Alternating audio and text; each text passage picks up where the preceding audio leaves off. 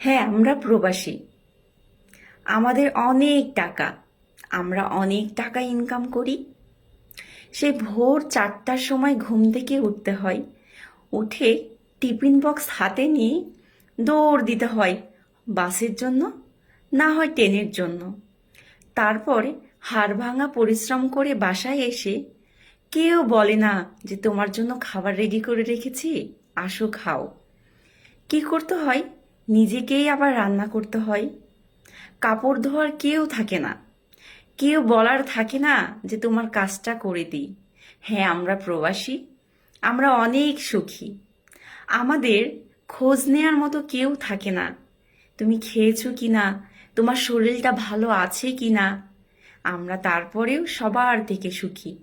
ওই যে আপনজন, আপনজনের মুখ থেকে যখনই শোনা যায় যে হ্যাঁ তারা ভালো আছে, তখনই যত কষ্ট, যত যন্ত্রণা নির্বিশেষেই শেষ হয়ে যায়।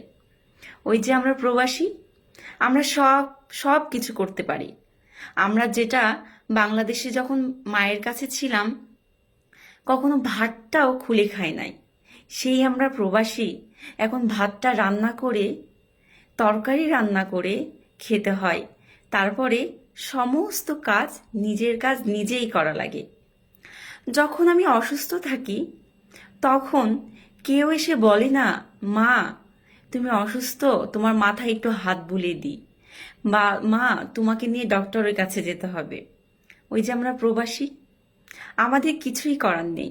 আমাদের নিজেদের কাজ, ডক্টরের কাছে নিজেদেরকেই যাওয়া লাগে। কি করব বলেন? ওই যে আমরা প্রবাসী।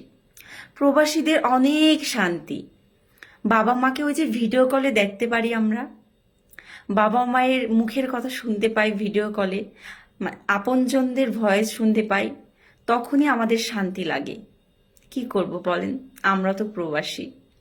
আমাদের চাওয়া পাওয়া বলতে কিছুই নেই।